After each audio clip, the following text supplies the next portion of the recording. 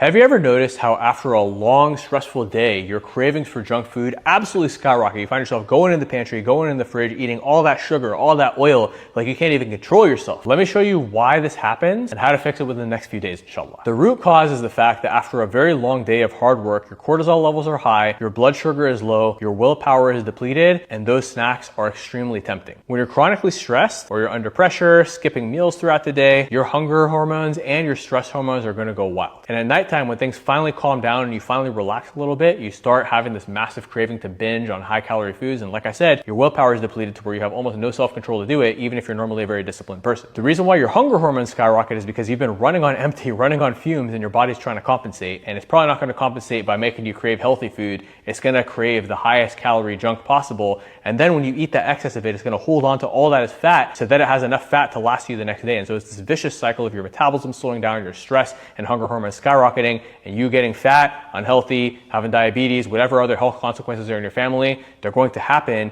if we don't fix it. So inshallah, let's fix it. I'm gonna give you 5 steps today, but first I want you to understand one mindset shift, which is the fact that it's not about doing more, having more intensity. You're probably a very intense and disciplined person in your day-to-day life, and doing more of that is only going to add to your stress. In reality, a sustainable fitness strategy needs to be a little bit more gentle, especially initially, until we get your body in momentum and fix your hormones and metabolism. So here are the 5 steps. Number 1 is you need to eat protein and complex carbs during the day. I don't care if you think you're the most productive person to where you don't have time to eat, you need to make time to eat. Otherwise, you're going to burn yourself into the ground. In the morning, we want to get a nice lean protein source. That could be eggs, egg whites, lean meat, a protein shake, Greek yogurt, and you can pair this with fruit, sweet potato, oatmeal. There's a lot of healthy carb sources, but be mindful. If anything on this list makes you bloated, try to avoid it. And on top of this, we don't want to go too high in the fat. So if you're going to do eggs, limit 2 eggs, but then 2 eggs is only 12 grams of protein, so we need to add another protein source with it. Don't just be eating 6 eggs, because yes, you're getting 36 grams of protein, but you're also getting a huge amount of fat, depending on how fatty the eggs are. So again, I have a lot of nutrition guides. We can go deeper into that another time, but just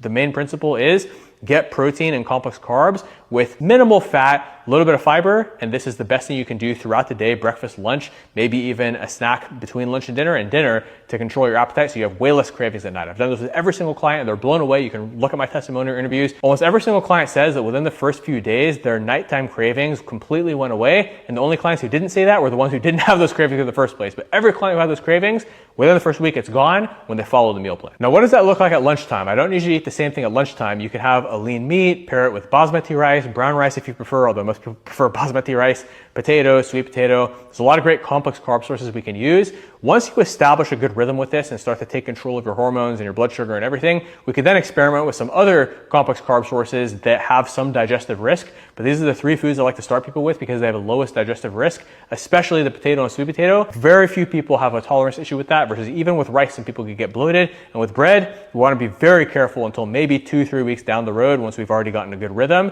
and reduced all the problems you were experiencing before. Number 3 is to manage your stress. Now, I like to go for walks. I like to try to remind myself to breathe deep if I'm breathing shallow. I like to remind myself that Allah is the one in control. And at the end of the day, that 3rd component is actually the greatest way we can control our stress.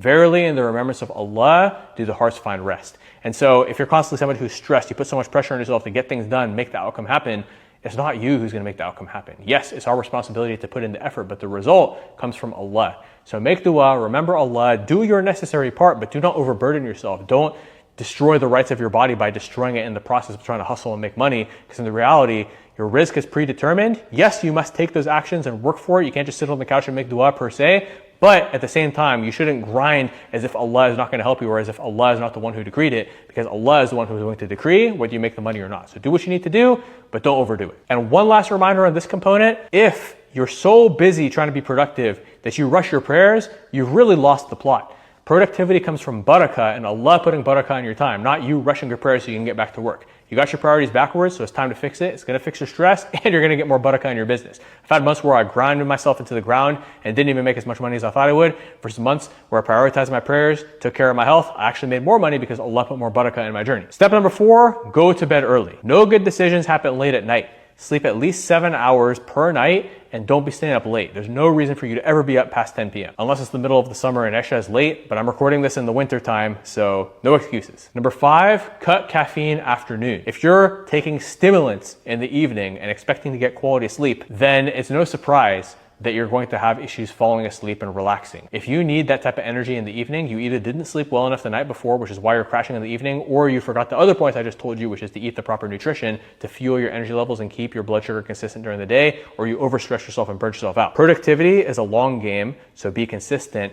Don't try to spike your productivity in the morning only to crash in the evening. No, slow and steady, prioritize Allah, get what you need to get done, get into that flow state. If you follow these steps, your cravings are going to dramatically decrease within a very short time, inshallah. And if you need more help, comment coaching below. I'll send you more details on our one-on-one coaching. And inshallah, I look forward to working together if it's a good fit. Assalamu alaikum.